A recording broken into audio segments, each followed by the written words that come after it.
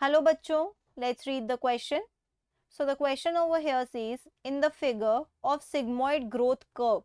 Sigmoid growth curve दे रखा है हमें, इसमें लेबल सेगमेंट्स 1, 2 एंड 3, तीन सेगमेंट्स भी दे रखे हैं इस कर्व पे, उन्हें लेबल करना है एक्चुअली में। तो देखिए actually growth sigmoid growth curve है क्या। इसमें एक तरफ एक्स एक्सिस पे टाइम गिवन है और एक एक्सिस पे गिवन है साइज या वेट ऑफ ऑर्गन। मतलब ये बता रहे हैं कि जैसे जैसे टाइम इंक्रीज होता है वैसे वैसे ऑर्गन का साइज या वेट कैसे इंक्रीज हो रहा है, तभी तो ये ग्रोथ कर्व कहलाता है।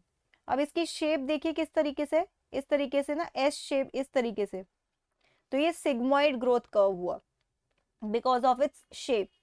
अब इस ग्रोथ कर्व में तीन सेगमेंट्स होते हैं, जैसे कि आप देख सकते हो 1, 2 एंड 3।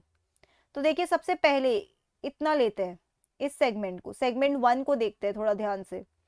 तो जो सेगमेंट 1 है आपका, इसमें आप देख रहे हैं कि टाइम तो इंक्रीज हो रहा है लेकिन इस तरफ में कुछ खास ग्रोथ नहीं हुई है, राइट। इस तरफ में साइज में कुछ खास ग्रोथ हुई नहीं है, टाइम तो काफी बढ़ गया लेकिन साइज में कुछ खास ग्रोथ हुई नहीं है। तो इस फेज को आप कहते हो lag phase. Lag phase, lag phase में क्या होता है कि वो ऑर्गन अभी स्टार्ट ही कर रहा है ग्रो करना और वो एक्चुअली में अडेप्ट करता है उस ग्रोथ के लिए, ठीक है। अभी वो बन रहा है, वो जस्ट स्टार्ट हो रहा है, उसे अभी पुश नहीं मिला है एक बहुत ज्यादा, तो ये लैग फेज होता है। लैग क्यों कहते हैं, क्योंकि अभी ग्रोथ फुल फ्लेज स्टार्ट नहीं हुई है, थोड़ा लैग होगा अभी ग्रोथ होने में, थोड़ा टाइम लगेगा, ठीक है। तो ये आपकी सेगमेंट 1 है। अब जरा सेगमेंट 2 की तरफ ध्यान दीजिए। सेगमेंट 2 आपका यहां तक है, ठीक है। यहां से लेकर इस पर्टिकुलर पॉइंट से लेकर इस पर्टिकुलर पॉइंट तक सेगमेंट 2 है। सेगमेंट 2 में देखिए कि इतने से टाइम फ्रेम में आपकी इतनी ज्यादा ग्रोथ हो गई, इतनी ज्यादा, है ना।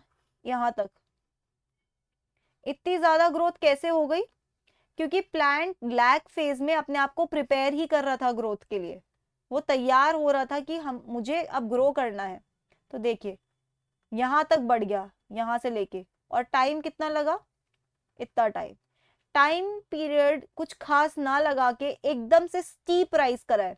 देखिए अगर ये ग्राफ और थोड़ा फ्लैट होता तो आप देख सकते हो कि ग्रोथ करने में उसको और टाइम लगता, लेकिन ये ग्राफ कैसा है, स्टीपर ग्राफ है। स्टीपर मतलब एकदम से इंक्रीज हुआ है यहाँ पे कुछ। तो सेगमेंट 2 आपका कहलाता है एक्सपोनेंशियल, एक्सपोनेंशियल फेज, और आप इसको बुला सकते हो लॉग फेज, लॉग फेज। क्योंकि जो चीज एक्सपोनेंशियली ग्रो करती है उसे हम लोगरिथमिक के फॉर्म में दिखाते हैं, ठीक है। एक्सपोनेंशियल इसलिए करा है क्योंकि एकदम फास्ट हुआ है ना ये, तो एक्सपोनेंशियल रेट में, एक्सपोनेंशियल समझते हैं, जैसे एक का कितना हुआ, दो, दो का हो गया चार। ऐसा नहीं है कि एक एक करके इंक्रीज कर रहा है, एक्सपोनेंशियली इंक्रीज कर रहा है, 2 raised to power समथिंग में इंक्रीज कर रहा है, ठीक है। तो ये एक्सपोनेंशियल फॉर्म में इंक्रीज करेगा। अब इसके बाद आता है तीसरा सेगमेंट, जिसे आप कहते हो सेगमेंट 3। सेगमेंट 3, सेगमेंट 3 देखिए कि टाइम तो इंक्रीज हो रहा है लेकिन ये एकदम फ्लैट हो गया। फ्लैट क्या हो गई है, इसका साइज फ्लैट हो गया, अब इंक्रीज नहीं कर रहा है इसका साइज, ये फ्लैट हो गया। तो सेगमेंट 3 को क्योंकि यहाँ पे कोई इंक्रीज नहीं हो रहा है तो आप कहते हो इसे स्टेशनरी फेज, स्टेशनरी फेज। और ये स्टेशनरी इसलिए कहलाता है क्योंकि कोई ग्रोथ नहीं हो रही है।